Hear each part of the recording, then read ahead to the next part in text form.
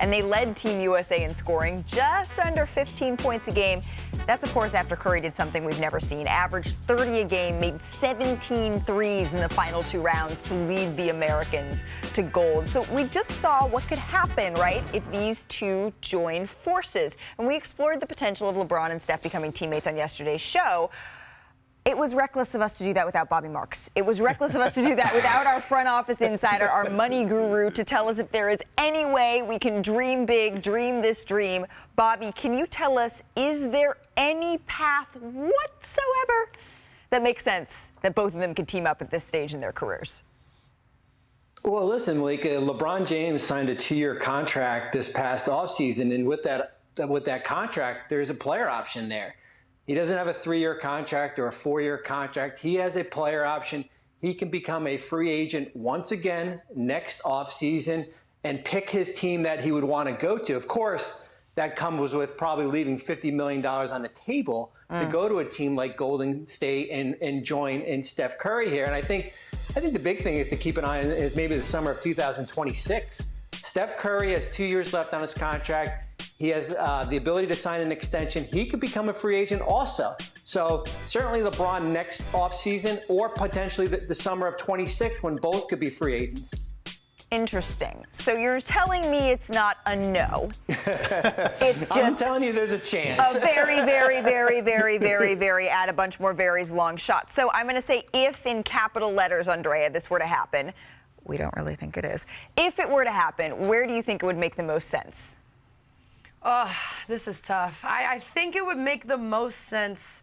I know Steph Curry wants to finish his career as a Warrior. I understand that. But for me, what a beautiful ending it would be for him to go to LA, bring a championship with LeBron to the storied organization and franchise that is the Lakers. Like, to ignite that fan base and that crowd and that arena and bring a championship back to the Lakers, I think it would be incredible. But for me, honestly, I don't care where it happens. I would just love to see it. I don't know how anyone could watch what those two did in the Olympics and argue that it's a bad idea to put those two together on a team. They played beautiful basketball alongside each other.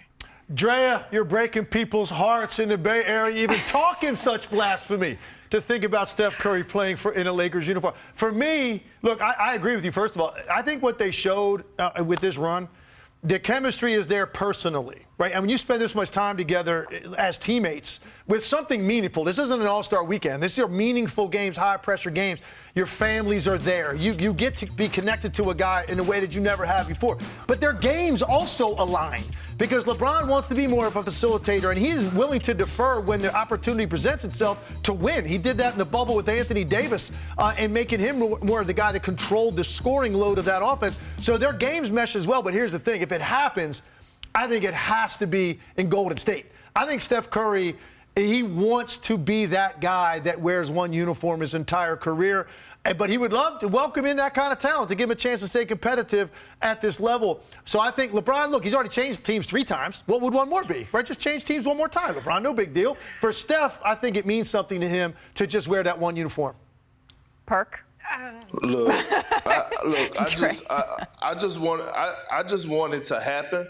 But I don't think we have to wait until 2026. And I understand Bobby, he's our guy. He's going to, when the contract is going to end, the player option. But we're talking about the 2 most powerful individuals in basketball. If they want to get somewhere, they can, no matter at what point of their contract they're in. So when I think about just this season, we have to think about LeBron James and Steph Curry. And what are they? They are winners. They are winners. Last time that I checked, both of these guys got 4 NBA championships apiece.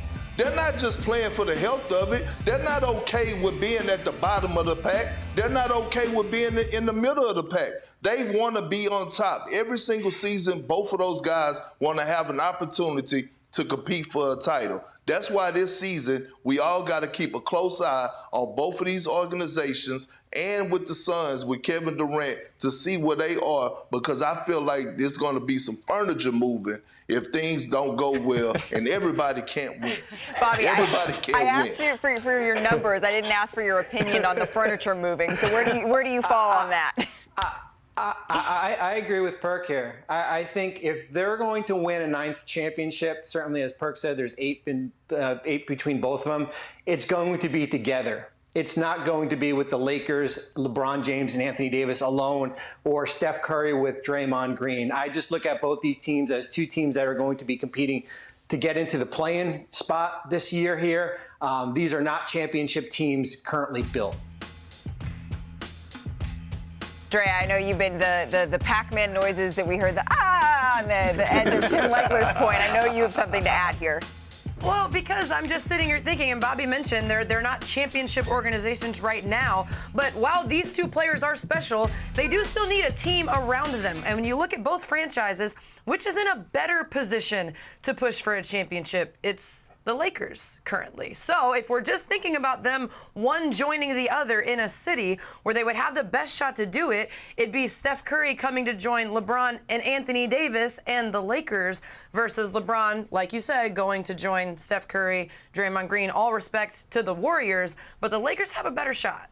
I'm just looking at my phone here because my entire family in the Bay Area is already texting me about your take here. Where obviously this gave us a taste of what we could see there, but it also showed us just, Team USA hanging in the balance in terms of age. Look at this. From 2024, players who will be 35 or under in the next Olympics in 2028. Only Anthony Edwards and Tyrese Halliburton will still be in their 20s. Tatum, Booker, and Bam Adebayo will be in their early 30s. So looking ahead to 2028, Perk, who do you think is going to be the leader of this squad here? That's an easy answer.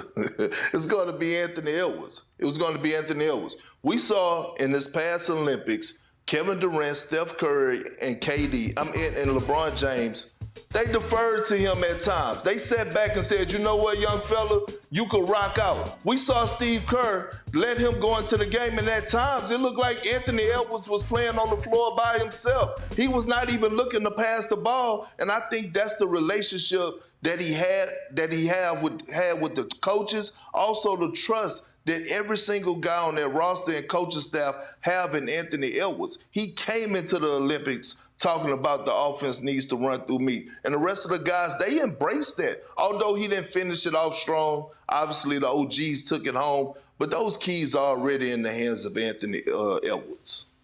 I love the confidence that Anthony Edwards walks into every situation with. Perk, you took mine, but I'm also going to say someone else in Devin Booker, because we can't say enough about Devin Booker and the role he was willing to commit to during the Olympics. He committed to being an excellent role player, but he stepped up when he needed to. 15 points in that gold medal game on 6 of 9 shooting. He made great cuts. He defended. He set up his teammates. He played with an incredible amount of energy, and this is something he committed to a year ago, in September 2023. Kuz said, stars that know how to play a role. And look what Book said at the top.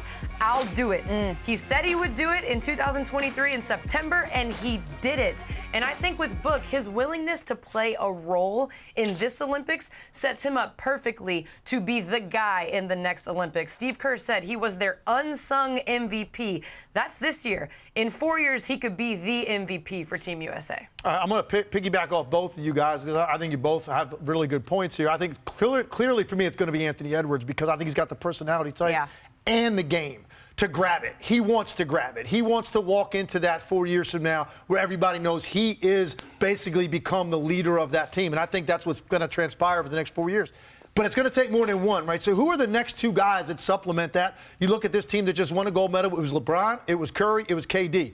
Those 3 guys carried them in different ways at different times when they had to have it. So who is going to supplement it for him? I think Jason Tatum has to be the first guy I'm going to say, because I think it's going to be critical for Jason Tatum to get back to that stage, have a completely different role as one of the main alphas, the main go-to guys. And then there's a third guy that's not even a part of it right now. I think Jalen Brunson. I agree. Jalen Brunson is not LeBron James, but Jalen Brunson will be like the table setter for that team. He will be the guy that's got the ball in his hands a lot. He can score. He's obviously very good in big pressure situations. He's proven that. So the stage won't affect him. You're going to need 3. I think Brunson's the third guy to go with Anthony Edwards and Tatum. Look how happy you just made Kendrick Perkins when you said Brunson. That's what Granny used to do when we was at Our Mother Mercy. You know, when the preacher gets to preaching that gospel, and you know, the old ladies give you that. Exactly, that in their hats, everyone's raising their hand. That's Kendrick Perkins. He is the old lady in church today. All right.